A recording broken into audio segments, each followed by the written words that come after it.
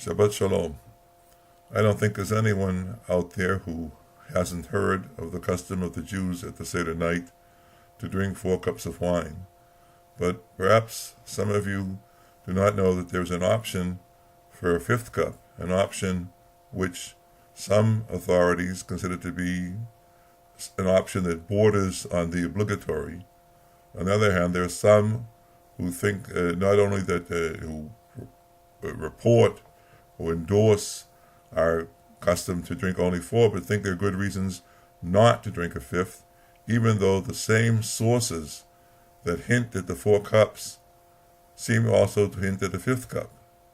Let me begin with Maimonides, the Rambam, in his Mishnah Torah, and the laws dealing with the Passover Seder, and he says there, "V'yesh lo limzog kos chamishi, v'lomar lav halel hagadol, v'hu mehodu l'Hashem kitov ad al narot Bavel."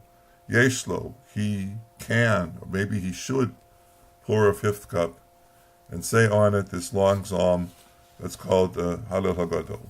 And then he goes on to say, "V'kos ze eino chova k'mo arba kosot."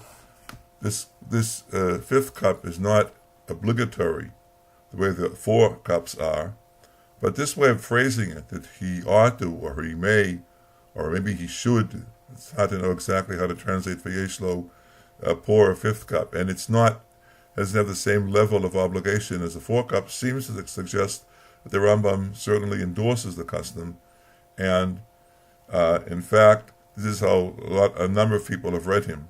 My late revered rabbi, mentor, Rav Yosef Kapach, in his note to the Mishnah Torah, tells us that he never missed having a 5th cup at his Seder, and that was also the custom of his grandfather. And in fact, Saadia Gaon, who lived 1,000 years before us, says something in almost the same words, that his custom was always to have a 5th cup, and that was the custom of his ancestors.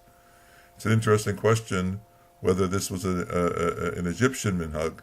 After all, Saadia Gaon was born in Fayum in Egypt, and other Gaonim who were presumably more local people from the area of Bavel, Babylon, or ancient Babylon, say that they did not drink a 5th cup. And Rav Kapach again sees in this language that the 5th cup, eino chova kamo arba kosot, that it's not on the same level of obligation of the 4 cups, sees that it suggests that it is something that is certainly to be recommended. And he's not the only one to read the Rambam this way. The Ran, Rabbeinu Nissen, says that the 5th cup is mitzvah min hamuvchar, something that should be done, even though it's not obligatory, but it's a big mitzvah to have the 5th cup.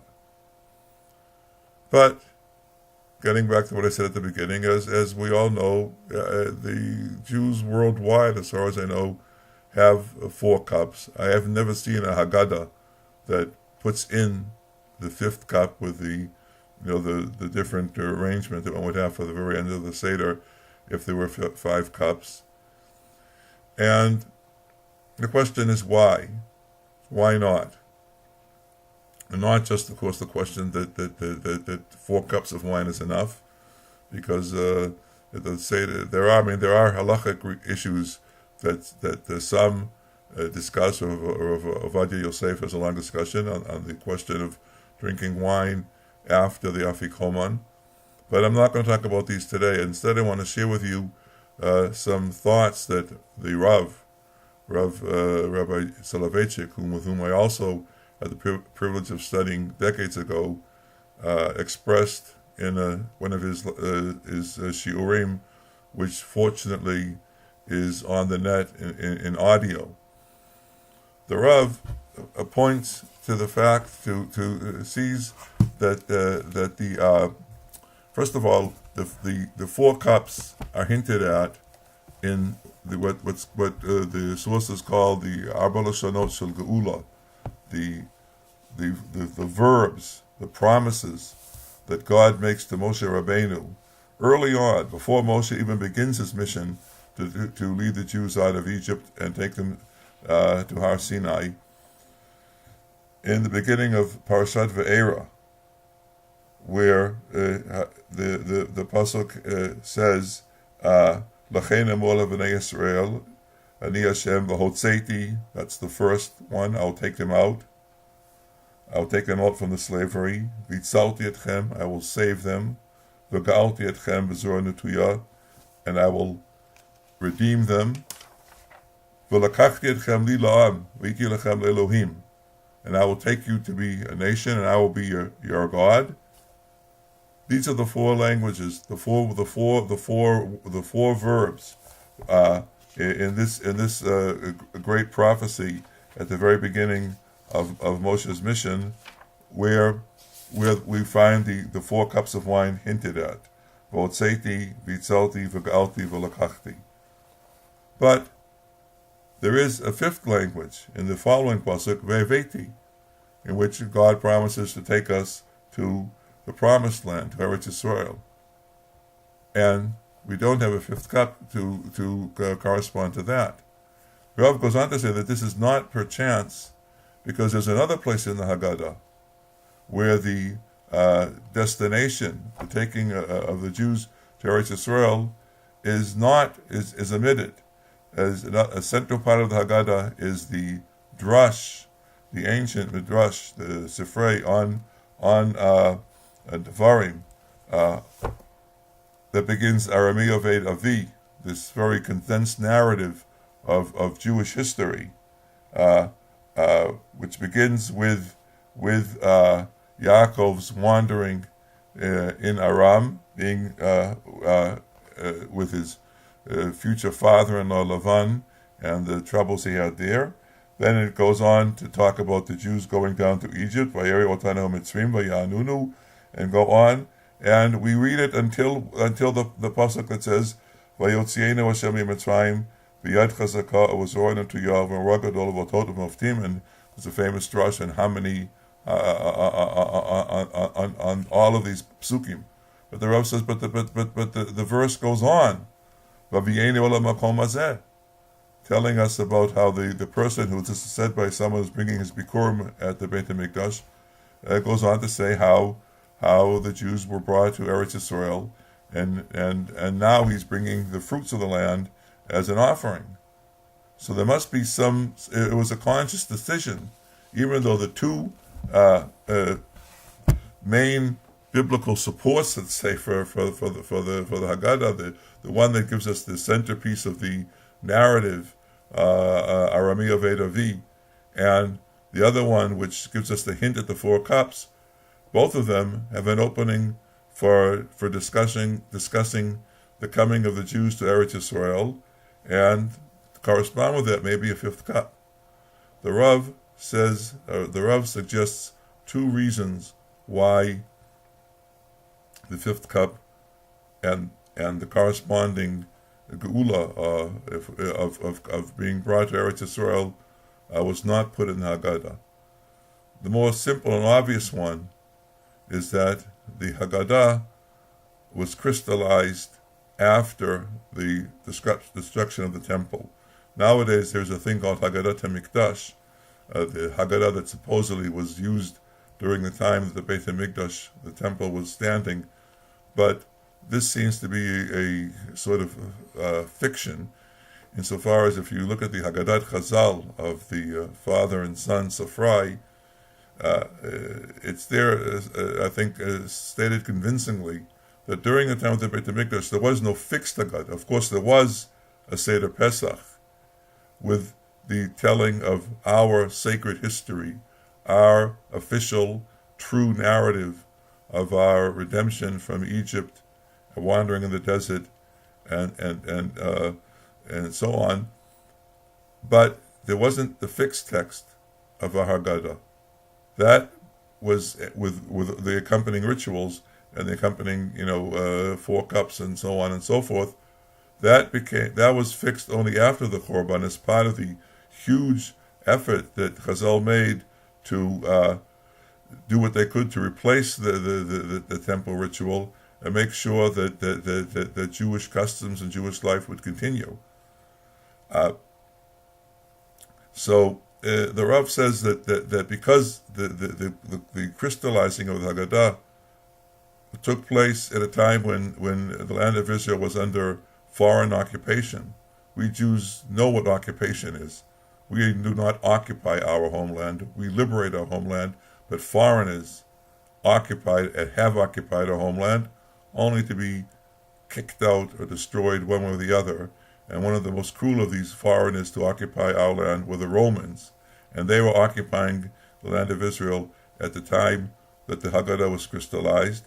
And so Chazal thought it would not be appropriate. It would be sort of very painful to put in the Haggadah references to our promise to have Eretz Yisrael and our being brought to Eretz Yisrael, and especially the Mikra Bikurim, when which involves the temple ritual. And so for those reasons, Chazal decided that the Haggadah would stop where it does. That's one reason, the more obvious one. But the Rav suggests a different one, which he prefers, and which I also, if my opinion is worth anything, think to be very, very interesting and significant and worth thinking about.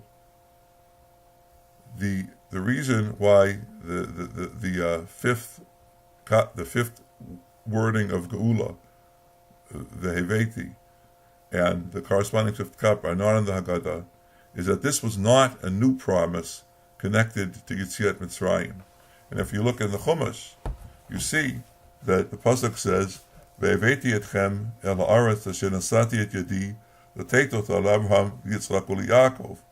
The Kadosh Baruch Hu was telling Moshe here, not a new promise, not the four promises were new promises. You're in Egypt now, I will take you out, redeem you, and make you into my nation. But this is a promise that he already made for Avraham, Yitzchak, and Yaakov.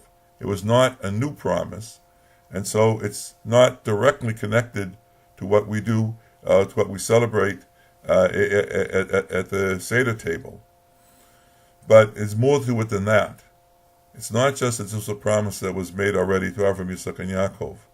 It has to do with what the Rav calls Jewish destiny, as opposed to the destination.